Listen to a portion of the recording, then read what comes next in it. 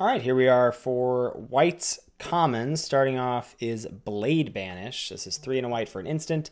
Exile target creature with power 4 or greater. Yeah, so I mean, always hard to evaluate these ones, Mm-hmm. right? I played Surge of Righteousness more than I thought I would in Theros. Yeah. I think that was like a perfectly fine main deck card. Triumphant Surge, right? Oh, sorry, Triumphant Surge. Yeah. That's right. I don't the gaining life actually was part of why that card was good. Just like it was quite a nice swing. I don't know. I'm gonna put this. You know, we always put these cards in kind of the same group. It's hard to say at the beginning of the format. They vary wildly. You know, from like you never want to put this in your main deck to you'll main deck a copy or two. We'll start. You want to start off with sideboard? I'm gonna start off with sideboards. I think so too. So I think that there's something that happens where we think that mutate is like bestow, and it's not.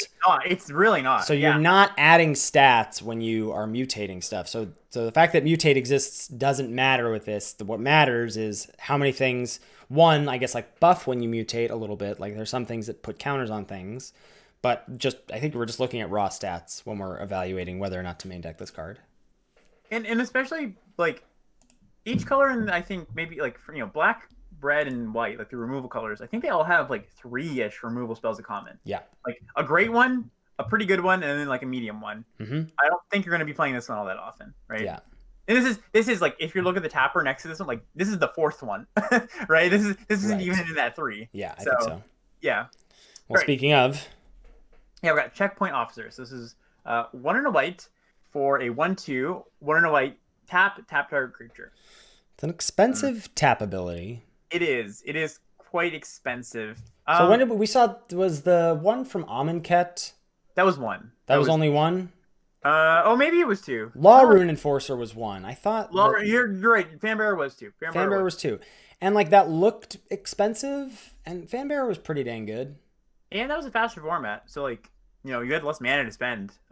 Yeah, and I think I do think like pacifism, capture sphere, as people are, I think mutate's going to be it's going to be as relevant as escape was for Theros, and I think mutate is going to be reducing your opponent's board.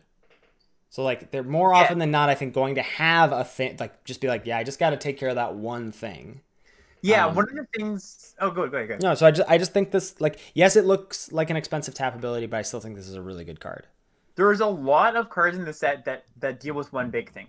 That just like say, nope, that thing's at least for now isn't happening, right? And this is one of them, right? Yeah. So I think that is a design clue for us to be like, all right, even this might look slightly clunky, I think it's gonna be quite good, right? Yeah. Yeah. So I'm gonna start this off at like a B-. Yeah, I think I am too. I think this is. I mean, I haven't looked through all the white commons, but I assume pacifism is going to be the best, and this is probably the second best. But yeah, we'll see. Coordinated Charge is up next. This is 4 and a white for an instant. It's inspired charge. Creatures you control get +2/+1 until end of turn, and it has cycling 2. Yeah, there's a lot of cards like this in the set, like a combat trick that isn't, maybe isn't as cheap as we are used to, but has cycling. There, like we mentioned before, there is a slight go wide theme in whites. It's not super prevalent, but it's there.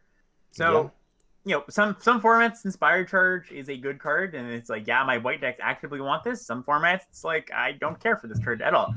Hard to say how that's going to pan out. On its baseline, it's just like cycling adds a lot to this card, right? Any card that's like falter effect that can win the game in a situational spot, but also cycles is very powerful. And that like white cares about cycling, so like when you cycle this, it might come along with another bonus. I think the first one of this is probably at least a C. Yeah, I think this one's gonna play a role. I think this is gonna be making your deck more often than not. Yeah, I like C.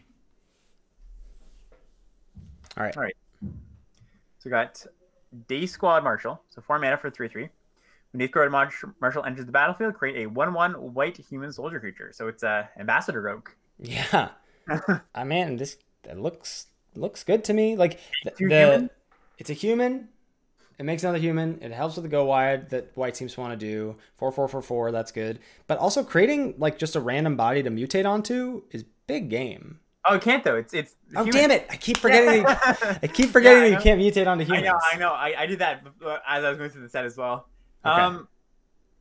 It's good though. Like the human deck. It's still good. It's still good. Yeah. Like I think It's interesting because I think this happens a lot during preview season, where the order that things are previewed in affects our view of the set. And we've seen this set as like a very mutate heavy set, like mutate's the big thing. But the human tribal stuff is actually pretty big too. It's pretty heavily represented. Not as much, but like if we're looking in the terms of like we've been looking at like, oh, this is a mutate synergy card.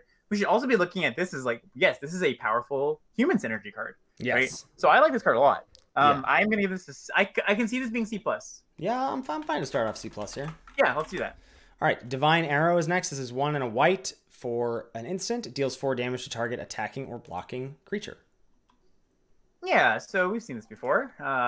It's like the medium removal spell in white.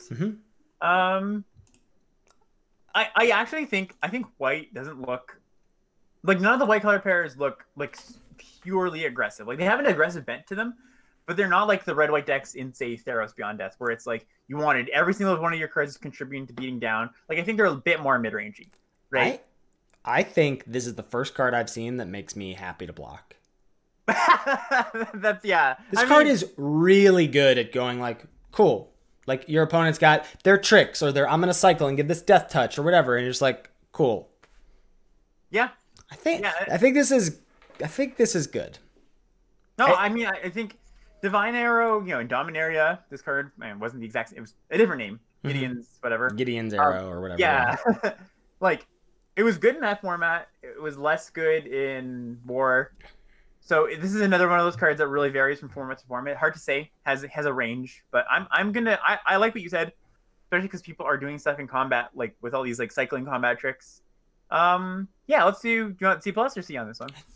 I think the first copy is a C+. Like yeah, this has diminishing returns, I think, but I also think it's better in a format with cycling, where passing with 2 mana up doesn't look that suspicious. Yeah, that's a good point. I like that. I like this guy. Yeah, so we have Dranic Healer. There's 2 mana 2/2. Whenever you cycle another card, you gain a life, and it has cycling 1. Yes, please. Yeah. Solid C.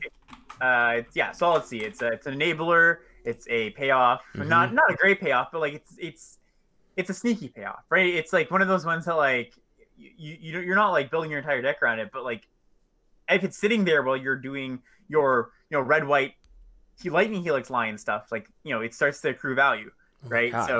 Yeah, it's quite good, and it's a human, nice little synergy thing. So yeah, I mean, it might be the type of format where like 2 mana 2/2 just isn't good, where we're just like, okay, even 2 mana 2/2 with upside just isn't good enough, right? Yeah, maybe. Maybe this is just basically says 1 mana cycle, but yeah, I'm willing to start this to see. So yeah. Garrison Cat is a single white for a 1/1 cat, and when it dies, you make a 1/1 white human soldier or creature token. I say no. You say no. I say no. So the interesting thing about this one is it gives you a human and a non-human for the cards that care about that, and there's a few that care about that. Yes. Not at the same time, you can mutate onto it. What's the thing? Yeah, but if that's the argument, egg is better than this. Yeah, I mean, it's like saying you can mutate onto it is part of it, right? It's not just like yes, I understand. Yeah. I know.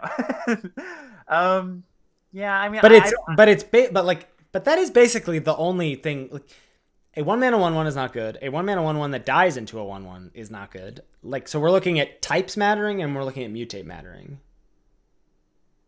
Yeah, I mean, I'm not willing to give this a high grade. This is like a D. It's a D with I think I want to earmark this one.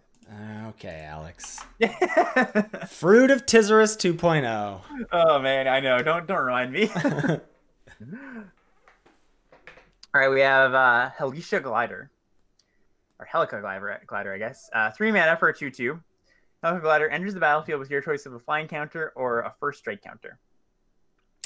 Like almost always is going to be a flyer, I would imagine. I think so. It's interesting as it's good to curve into your like 4 CMC mutate cards, but this seems highly medium to me. Like, yeah, it's just like I guess. No, I was gonna say like, when are you ever putting a first straight counter on it? But like, if you're on the draw, it's like pretty good to put it on. Yeah. I think it's a C minus maybe. Yeah, it's probably just a C. See, I just like, yeah, I think this is gonna be a card we're not putting out our deck that often, to be honest. They're like, we're like, that's oh, like it feels like in a normal format you'd be like, cool, Windrake with some flexibility. I think there's just like better stuff to do. Yeah, I think that one's kind of a junker. Yeah. Right. Imposing Vanta Soaring is 5 and white for a 3/6 with vigilance and cycling 1. Yeah, it's got a big butt. I love this card. It's like it reminds me of the Oh yeah, the plane cycler. Yeah. Yeah. It's very similar. Wow. Yeah. I mean, 36 vigilance is large. It's large. It's like when it's in your opener, cool. You can just cycle it on turn 1, and then when you top deck it, you just have a 6-mana 3/6. But it like blocks everything. Yeah, I like this card. Just I think it's also it's good to mutate onto, but you probably want to mutate under it rather than over it. Yeah. Like a 3/6 vigilance that then gets stuff. Like, I think I'm gonna start this at a C. Yeah, let's do C. All right, next we have Light of Hope, 1 mana, instant. Choose 1. You gain 4 life. Destroy target enchantment. Put a +1/+1 counter on target creature. So this is the card that they designed for best of 1, basically. Like a main deckable enchantment removal spell. Yeah, that makes sense. I think that's what it is. That's what it screams to me. I think this feels like in another format, yeah, you'd be fine with it, but in this format, I think you can do better. Even though all 3 of these modes can be relevant. Yeah, this is, you can play a copy of this, I'm sure, but you want to start the first one at what, C-? I'd go D+. D+, yeah. Yeah. Oh baby, right. This card A+, main Serval, 1 and a white for a 1/4 cat with vigilance. Yeah, it's an early keyword creature. 1/4 blocks many things. Blocks all the things. I'm wondering how often our white decks are mutating. Because we've been talking about mutate a lot in these white cards. Yeah, that's fair. I don't know how often they are. I don't know. I think it depends. Like probably white red, not so much, but like white black and white green, probably. Yeah. I can't. I mean, you can't. Do you want to give it a C? Like I would give this a C-. It has 4 toughness, Alan. Yeah, I know. And it can nug in for 1. It's both. It's an aggressive and defensive card. Yeah, C- sounds fine. Yeah. Okay. Right, here we go. Next up, we have a classic. We have pacifism. We have 1 and a white for an enchant creature aura. Enchanted creature can't attack or block. So, we've come to love and know and love pacifism. Sometimes hate it at certain times. Mm-hmm. This one's so. Let me. Not gonna say it. No, you can say it. You can say it. I'm ready. I'm ready. This. All right, here we go. Let me ask you this. How do you feel about pacifying your opponent's mutate creature? I feel good. Do you think it matters that now they have this like free-ish outlet to keep mutating on? I don't think so, but I think that's like. What do you mean free to mutate on?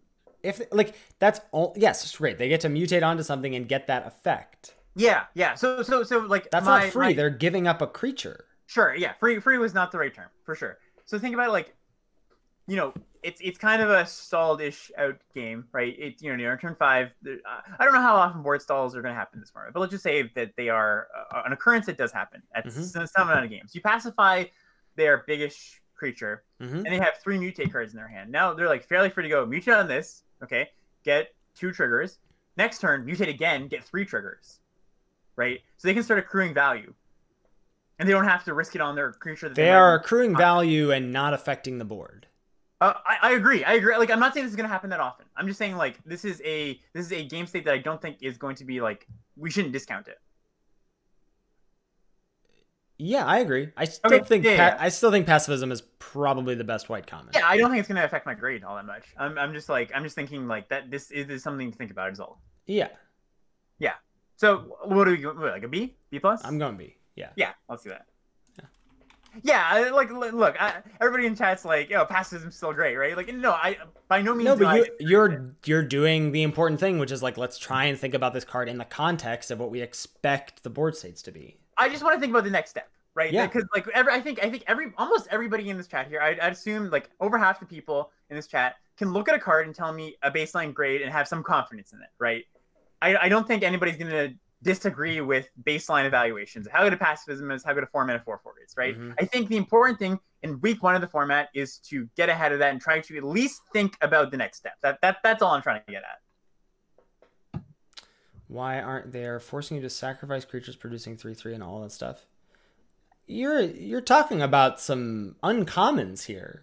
Like, yeah, I recognize that with rares and uncommons that's going to happen some amount of the time, but it's less often. Like telling me like, well, pacifism's not good because uncommons are powerful is not going to sell me. Yeah, I would never say that pacifism is bad or even like less good because of the interactions I was talking about, right? Yeah. No, but it's just good to think about. Yeah. Taggi Tiger is up next, which is 4 and a white for a 3/4 flying cat. When it ETBs, target human you control gets +2/+2 until end of turn. That is above rate. That's super solid. Yeah, it's the 5-mana 3/4 flyer is the new 5-mana 3/3 flyer. Yeah, it's what is this? Welkin Guide, but for humans and it's bigger. Yeah, it doesn't give flying, but it does probably enable more than 2 damage if you're an aggressive deck. Oh yeah, it doesn't give flying. I actually missed that. Okay, yeah, it's not as pushed as I thought it was. It's still good though. It's probably again, I'm a little I feel like you can maybe do slightly better stuff. I'm gonna start on a C.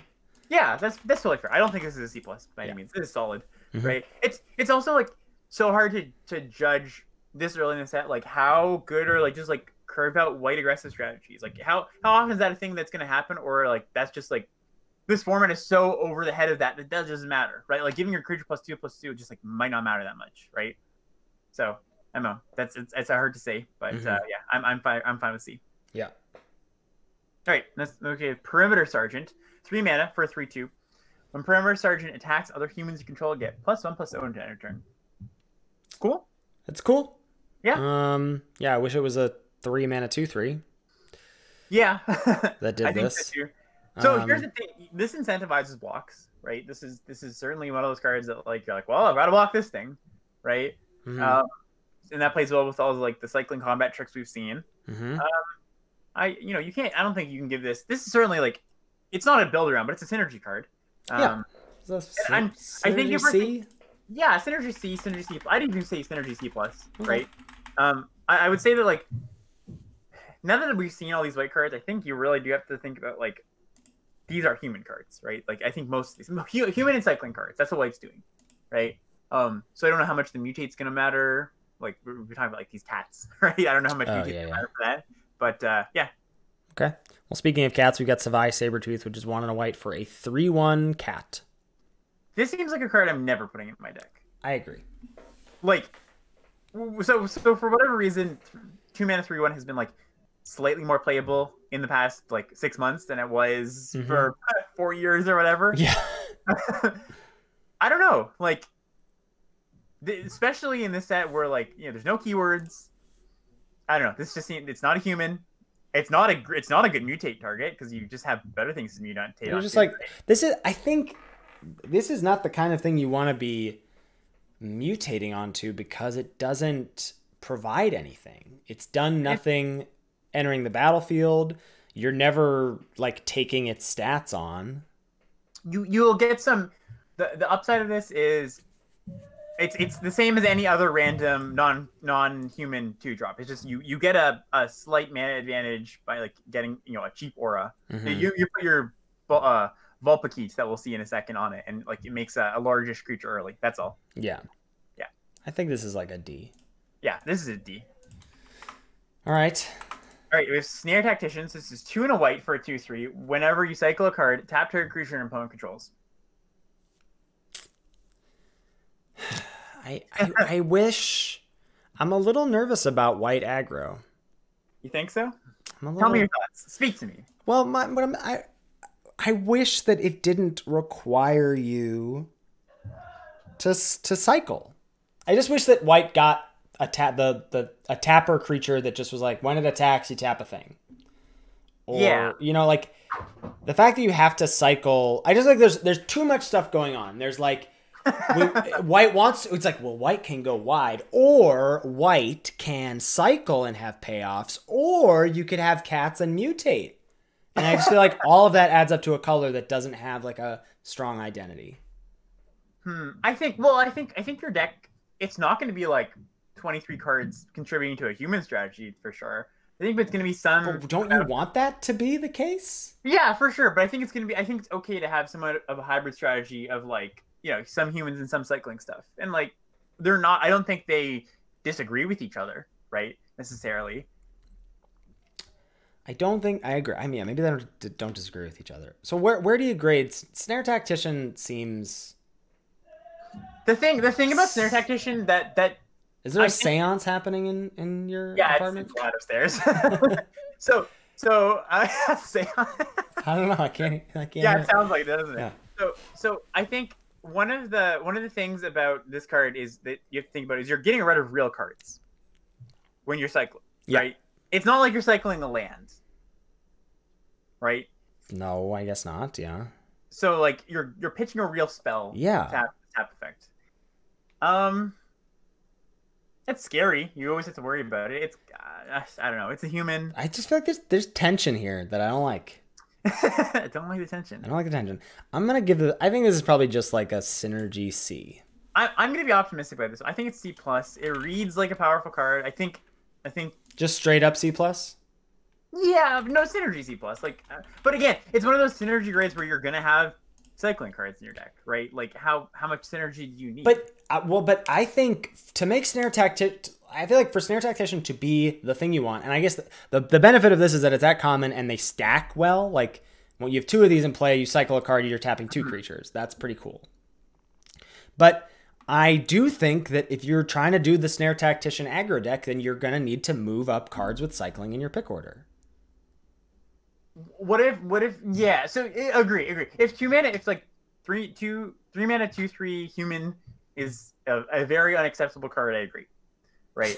But maybe just like human will be enough. I don't know. Yeah, I think I'm gonna start at C+. I'm gonna be optimistic on this one. But I agree with all the sentiments you have about this card. I do agree. I'm a bit worried about a few aspects of it. Yeah. All right. Solid Footing is a single white mana for a flash. Aura. Enchanted creature gets +1/+1. And as long as enchanted creature has vigilance, it assigns combat damage equal to its toughness rather than its power. Mirror me my 2 mana 5/5 kitty over here now. What a weird card, eh? What a weird card. Yeah. I don't know what to say. It's not good. This card is just not good. Can we do a quick cycle? Why doesn't this give +0/+2? Like, yeah, I know, right? It's to. Can we do a quick cycle of the white commons just to see like what the like how terrible they all are? Yeah, sure. Real quick. There's a 3/4 and a 1/4 and a 7/7 Vigi. 7/7 Vigi. This card reminds me, like, I know Sentinel's Eyes is not a good comparison, right? In the fact that like you could buy back Sentinel's Eyes, there was enchantment synergies and stuff. There was Heroic. Like, yeah, there's Heroic. Yeah, for sure. It's not as good as that, but it reminds me of that in like if there is this like ground-based white aggro deck where it's like this 1 mana trick that will be an impactful stat boost in the early game, right? So I don't know. I don't know. I'm not giving these high grade. I'm just like once again just elaborating on like the things that could happen. Here's the thing: is like main Serval and this are gonna go last pick like a lot, and that is a really powerful. Like you attack with this, they block with their whatever 2/2, their 2/3. Yeah, you flash this in, you eat their creature, and now you have a 5/5 they have to deal with. This is not a very difficult thing to have come together. Yeah, and then you get unlucky, and the Sabretooth is actually the card that wheels.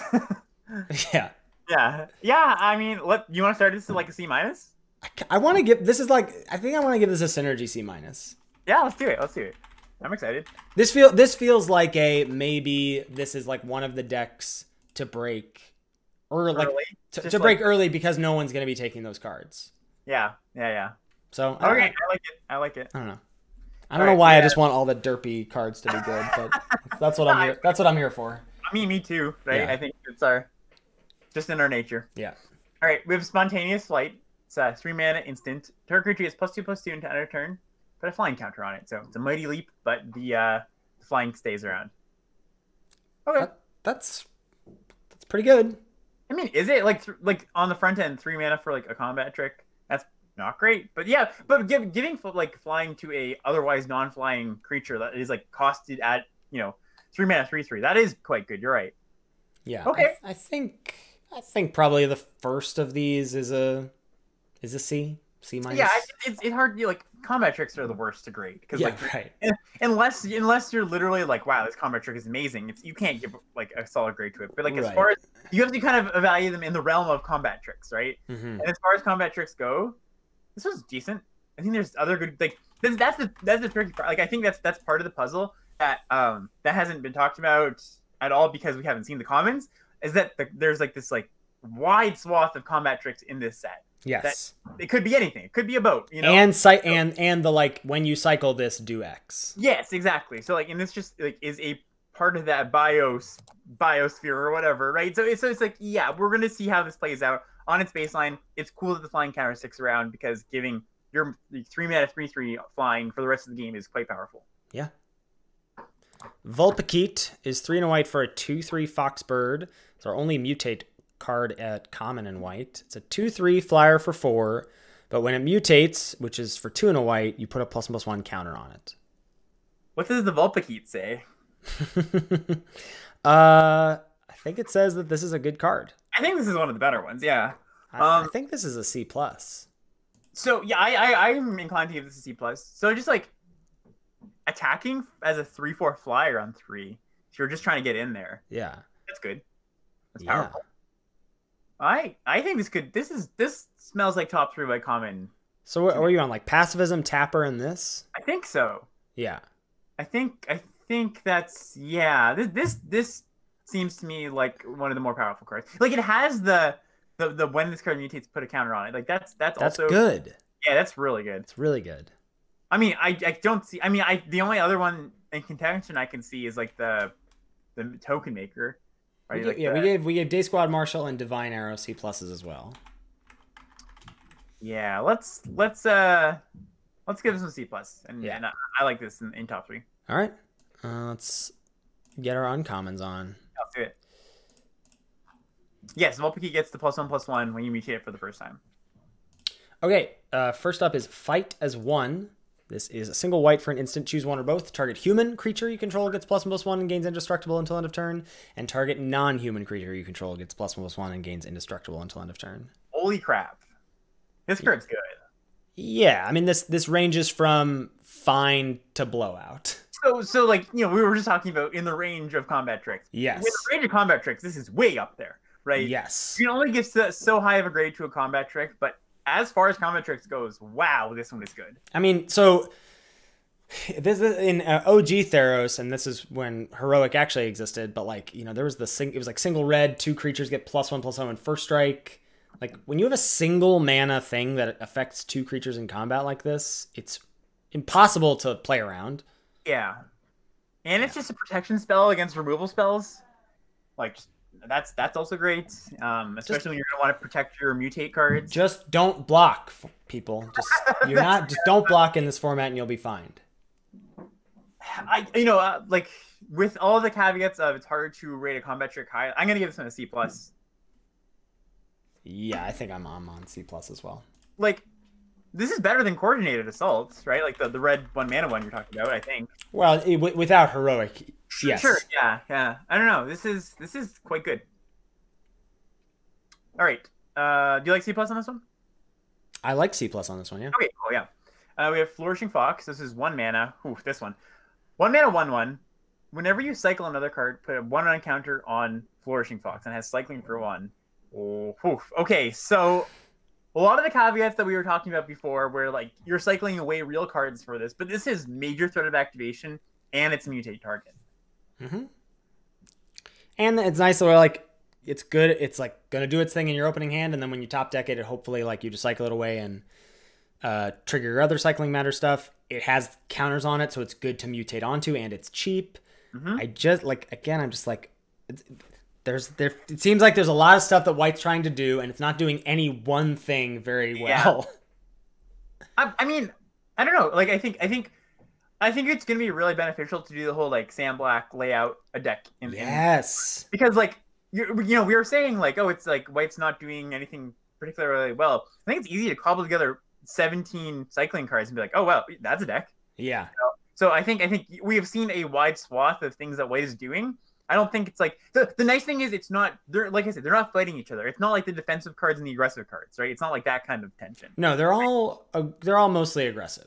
Yeah, which is good. And there's like different kinds of ways to be aggressive, which is you be cycling or you can be humans, which there is like a little bit of tension there deciding what you want in the draft.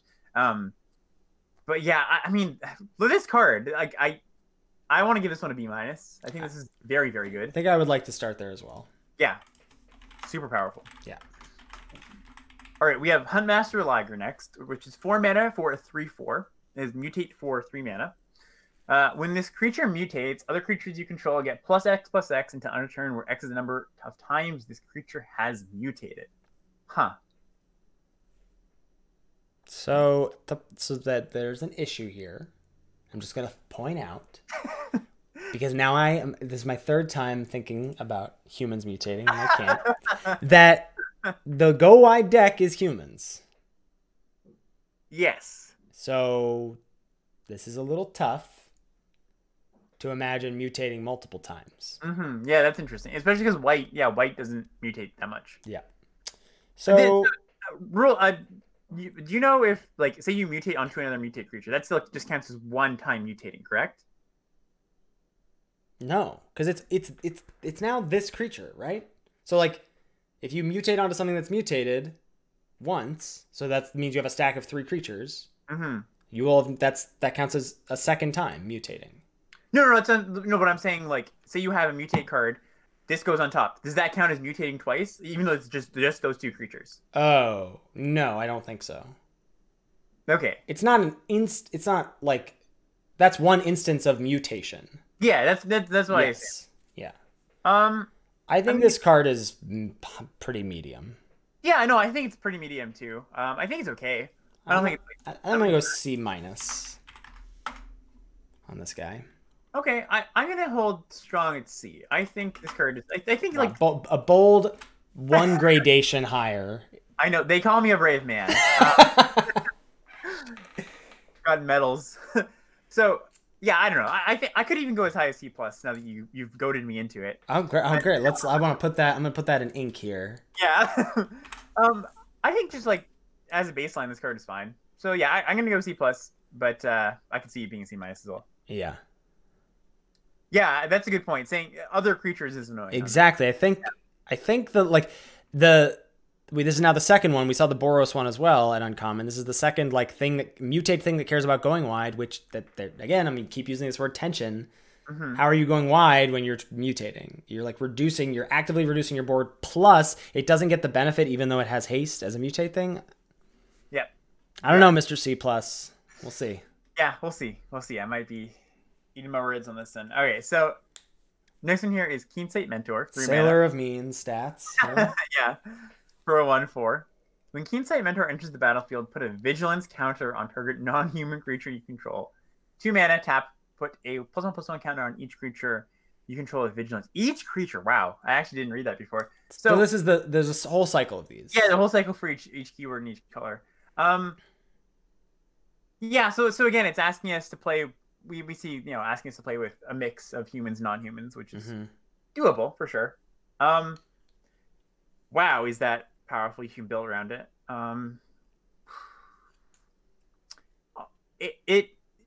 So let's imagine the play patterns in this one, right? Let's say you have a 2-drop that is non-human. Mm-hmm. You put the vigilance counter on it. On turn 4, you attack and threat of activation. That's not going to be that much, right? Like, you're I don't think you want to think about curving out with this card. Yeah, for sure. This is a 3 mana 1/4 in white. Like, I think, whatever, 80% of the time you're in white, or I guess probably 100%. Pretty sure it triggers equal to the amount of times the stack is mutated for the lion. What? Oh, we're having the lion, like, pretty sure. Yeah, that's what we're saying.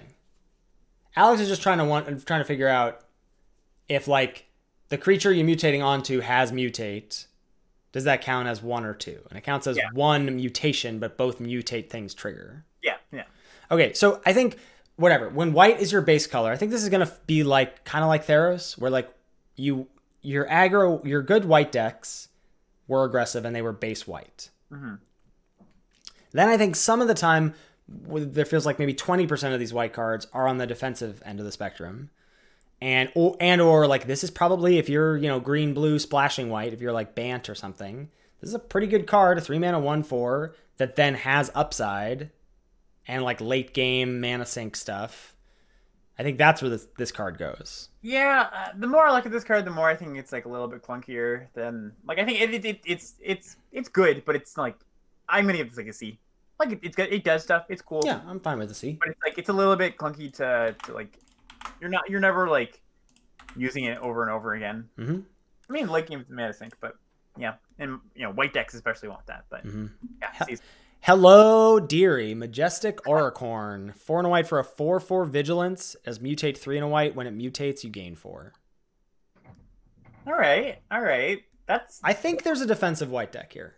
Yeah, I'd say such a big butt defensive white deck. Yeah. Yeah. Okay. I can get behind this. Yeah. Yeah, especially that 1/4. Okay. We have a brew going. And you could you could just play this. Put a counter on something, mutate this onto it. And, damn it, it's a human. God damn it. I'm never... Judge. Moving on. Okay, well. This is a B-, I think. Wow, that's high. B-, really? Well, you want me to go higher? Because Yeah, I can go higher. No, I was gonna say like C+, but that's one gradation. I do think the difference between C+ and B- is the biggest difference, but yeah, for sure. I think it's good. Yeah, okay, so like if we are assuming that there's going to be that like a slower white deck, yeah, this is a good card. I put it as a B- there. Yeah, so yeah, okay, I'm cool with B-. I just don't know how often that deck is gonna come together because even though you're like aggressive. I think this is a great splash. This is a great card, great like reason to dip into white. Like in your mutate decks, yeah. Like yeah, okay. I mean, whatever 2-color deck, and then you're like, oh, and I'm playing. I think you should be playing with the amount of fixing that we have. I do not think 3+ color decks are going to be that rare. So it's actually interesting. Here's something. I think we actually. I don't know if you knew this. I just figured this out. Somebody chatted this a while ago. The lands aren't at like cons. They're like M20. They replace that, right? Like they replace the lands some amount of the time. So let's try to like. But Evolving Wilds is common. Evolving Wilds is common. That is big. So there's a lot of green fixing, and there's the cycle of the 3-mana rocks. So I think, you know, in M20 we were 3 colors. We were 2 colors very rarely, right? Evolving Wilds helps that. The green, there's a lot of green fixing that helps that for sure. So yeah, I mean, it's not going to be cons level where like 5-color grid stuffs decks are running rampant. Says you. Yeah, says me. I know. I just think it's not. I think if you're like splashing white for pacifism, you're also jamming Auricorn. Yeah, that makes sense. Okay, B-. All right, I'll be back in 1 second. Okay. Shell. Okay, so Sanctuary Lockdown. It's a 3-mana enchantment. Humans you control get +1/+1. 2 mana, tap 2 untapped. Humans you control, tap target creature and opponent controls. Tricky. So I just think that like, what's the best case scenario is this is like an anthem for, I don't know, whatever, most to all of your deck. Yeah, so the tap ability doesn't seem that good to me. It costs... Why can't it be free? Like, 2 mana? Tap 2 creatures? I think you have to look at the tap ability as, like... Just nice bonus. Upside they're giving us, yeah. Then I'm not... I think then this is like a build around or... I don't think I'm seeing this and going, hot damn, I'm the humans deck. I feel like this is a benefit for being in the humans deck. Yeah, this reminds me a lot of like Hellpack Resurgence, if you remember that from like Shadows over Innistrad, where it's like mid-pack, if you were like trending towards werewolves, you're like, oh, that's actually a pretty good card here, right? but you're not like, oh snap, let's take this and build around it, right? I think that's what that reminds me of a little bit with this card. I think the tap ability is actually quite good. Like, just I think maybe, yeah, I actually like that ability a lot. I think that's like better than Trinket Text, which I know is not a high bar, but I think it's like going to be relevant in a lot of games. I think it's going to be relevant like once, and then your opponent is dead. I don't think so. I think it's going to be quite good. No, what I'm saying is like ideally your humans deck is just getting them dead, so you're activating it like once. So you're not saying once in the history of the set. No. I'm saying like ideally you're. I just like my problem with a card like this is that I think the humans deck needs to affect the board with creatures like every turn. Well, this is going to be the last card you play, right? Or one of them where you double spell with. Isn't Inspired Charge just better? Yeah, could be. That's a great point. I 100% agree with that, right? Because like, you know, this is growing your creatures by inches, and like that's not going to matter over the course of multiple turns unless, you know, sizing turns out to matter. The +1/+1 actually matters. That's like a contextual format thing. So yeah, that's a great point you make. I mean, it's true. Like if you have 6 humans, being able to just go, cool, I play this as my last card, pass, tap 3 of your things, and then I win. It's not an Anthem, people. It only affects affects humans. Yeah, we know. I think this is like a Synergy C+. Maybe it's a Synergy B-. I go Synergy C+. Like that's what I would give like Calpac Resurgence if we're talking about like an analog. Yeah, I'm cool with that grade. Cool. We got Splendor Mare, which is 2 and a white for a 3/3 lifelink, cycling 1 and a white, and when you cycle it, you put a lifelink counter on target creature you control. Cool card. The lifelink counter at instant speed generally isn't going to matter all that much, but it's nice. It's nice, just like I feel like you want this as a 3-mana 3/3 lifelink. Yeah, especially most of the time. Yeah, especially as your this is a good thing to mutate onto. Good thing to mutate onto. Agreed. Wait, is it a human? Nope. No. Elk Unicorn. Yeah, Elk Unicorn. No humans in sight. Yeah, I like this card, but it's just like very like solid card. There's nothing special about it, right? C+. I think this is gonna end up. It's flexible, so like yeah, B- B- territory. I can see C+. Yeah, let's do C+. Okay. All right, next one is Stormwild Caprador. So this is 3 mana for a 1/3 flyer. If non-combat damage would be dealt to Stormwild Caprador, prevent that damage. Put +1/+1 counter on Stormwild Caprador for each 1 damage prevented this way. I mean, I guess it's like, when is non-combat damage being dealt to this? So you would have to do it. Yeah. So Abram really liked this card, and he brought up the point that like it's just has the immunity to burn spells, right? Like you know, I think the baseline of it's a good mutate target, flying, keyword, right? Flying, and extra text. Yes, exactly. It's immune to damage-based removal, right? And look, can't fight. And then it has the upside of like, you know, your Divine Arrow being able to like grow this. Right. All of your damage-based removal is now a split card. Yes, the red deal 3. Cycling, the deal 3, but also the red cycling fight spell. Right? You fight something, you kill something, you grow your thing. Oh, sick. Yeah. Right. So like it has a lot of like combo abusable potential. The plummet in the set is actual plummet. Yeah, it's actual plummet. It's not deal damage. So I think that this damage ability is not just protection, but like you can actually use it for yourself in a lot of situations, which is pretty cool. All around, I think it's just like it adds up to a C+. I feel like I'm gonna take a stand. Yeah, do it. I kind of want to go B- here. Oh yeah, Descends has a good point. The red plummet is damage based though. Oh, that's true. Yeah. There's a red cycling plus another mode plummet. Cool. Yeah, that card's good. That seems sweet. I really like this card. Swallow Whole is a single white for a sorcery. As an additional cost to cast it, you tap an untapped creature you control. You exile target tapped creature, put a +1/+1 counter on the creature tapped to pay the spell's additional cost. Yeah, I've been going back and forth with this one, trying to figure out how good it is. So it's very similar. I actually don't think I like this card all that much, because it's very similar to Take Vengeance. And that card is not great, and you have to tap. There's a tapper in the set, though. At common. Hey, that is true. That is true. You didn't necessarily get wrecked by the creature attacking you. Are you telling me I didn't evaluate this card in the context of the set? Boom! What a fatal mistake. I think that this is... it's like Take Vengeance. I agree. There's setup cost. It's very, very cheap, and there's a tapper in the set. I think I'm gonna go. I'm taking pacifism over. I'm taking the first pacifism over this, but I don't know about the second one. Just straight get it dead is pretty good. Yeah, maybe there's a lot of value in like the 1 mana is very nice, right? Like you're likely to have like random creatures. You know what? The tap of creature is not gonna it's not gonna be as punishing because you're gonna have a bunch of random small creatures and tokens lying around in your white decks, right? Mm-hmm. Like it's not like it's not like you're tapping your 1 mutate creature, right? Like that's not a thing that's gonna happen that often in your white decks. And like the +1/+1 counter is like sort of negligible. It's fine. Right, because you're losing that creature. Like you have to have a board for that. I think this is a C+. Okay, I'm gonna go C. I think that I think I'm gonna take both. I'm gonna take pacifism #2 over this #1, but I am cool with that.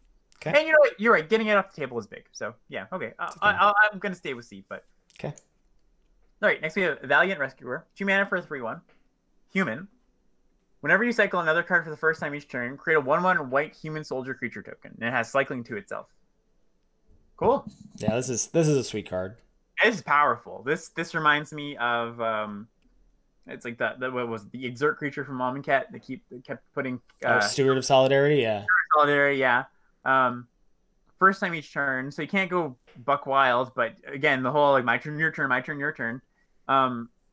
I think this also really plays nicely in aggressive shells and defensive shells. Yeah, and defensive shells for sure. And it just has like again like the power of cycling on this. Just like this is really nice design where in the late game all of your cards that are cycling payoffs can just cycle away because they're not going to be that relevant because you've already cycled most of your cards, right? Yeah. You're not going to want to cycle your spells after you top deck them. Yeah, is this like the best white uncommon? I wouldn't be surprised, but I also wouldn't be surprised if we've given 3. I've given 3 B minuses. You've given 2. I think this is a B.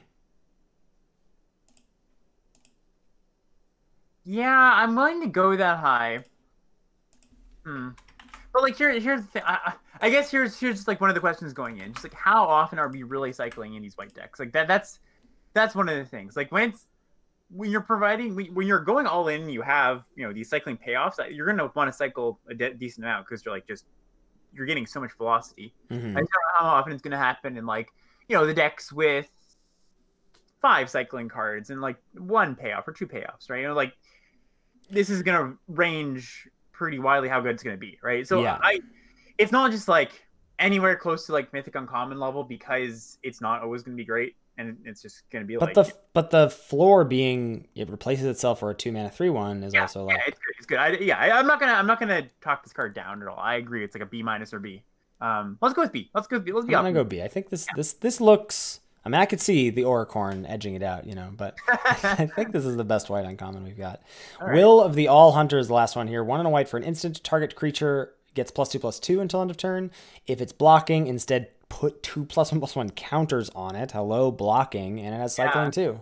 Here's the second card that you like that makes you want to block. Okay, so first deck I want to draft is multicolor good stuff. Second deck I want to draft is white control. Yeah, this card's powerful. And again, C+. Or just the cycling, like there's so many. This format's going to lead to a lot of games that are just like, of course they had that because there's no opportunity. There's such low opportunity cost for putting these cards into your deck because so many of these like good in a small portion of game states cards have cycling, right? Mm-hmm. Yeah, I'm on board for C+ here. Sweet. All right, it's only a few rares, and then we'll take a little lunch break. All right. First up is Cub Warden, 3 and a white for a 3/5 cat with lifelink. Has mutate for 2 white. Whenever it mutates, create 2 1/1 white cat creature tokens with lifelink. Holy hell! Busted. Yeah, this card's great. This is an A. That feels really bad. That card. That's like, I mean, some of the mythics we saw, I was like, oh well, it's a mythic, but this feels really bad. Yeah, this card's very good. Yeah, this is an A. 3/5 life linking for 4. Just like No. I'm sorry. It's 5/7.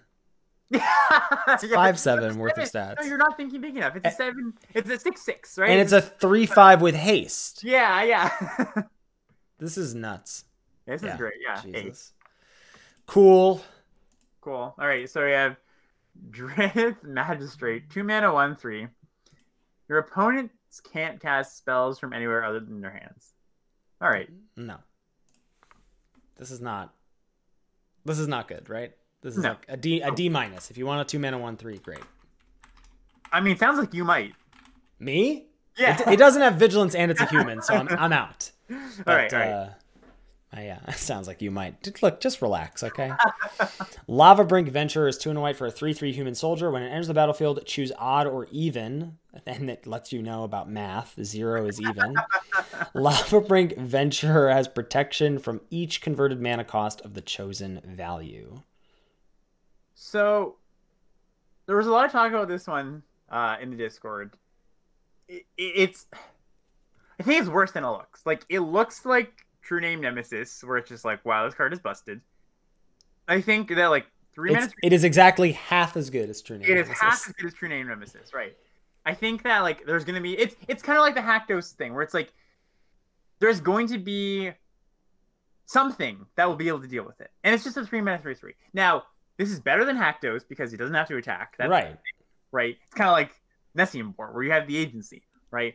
And you can just sit around. It's annoying, right? But it's not like any... I don't know, like, I saw a lot of people saw this card for the first time. They're like, oh, that protection from a lot of things, that's so busted, it's going to be so annoying. I don't think it's going to be like... It's annoying, but it's not like, wow, Grown Test, I'm going to lose to this card, right? So it's a nice bit of upside on the card. This is a good card. This is a B. It's a B, exactly. I was going to say B. Yeah. Yep. Whew. This next one. Luminous Broodmoth. This is 2 white, flying 3/4. When a creature you control without flying dies, return to the battlefield under its owner's control with a flying counter on it. It's unflying. A+. Unflying creature. Okay, so yeah, I mean, I can't say anything else but A+. Like, could be A, could be A+. Who cares? Move on. Right. This card is insane. Yeah. All right, last one here is Mythos of Snapdex. 2 white for a sorcery. Each player, I really like this card. Each player chooses an artifact, a creature, an enchantment, and a planeswalker from among the non-land permanents they control, then sacrifices the rest. If black-red was spent to cast this spell, you choose the permanents for each player instead. So how similar or dissimilar, like if you cast it for the Mardu cost, how similar or dissimilar is this to Tragic Arrogance? This is basically the same card, right? Well, what's Tragic Arrogance? It's the card from Origins, where like you pick a creature, and like from both players, and like everybody sacrifices the rest. I think it was also for artifacts and enchantments as well. I think it might be just this text. Wasn't that card very good? Yeah, that card is quite good. I'm trying to see if there's any difference between that one, like just in the wording. I don't think so. No. Yeah, so this is just like 4 mana Tragic Arrogance, and that card was like very, very good. Yeah, it felt real bad.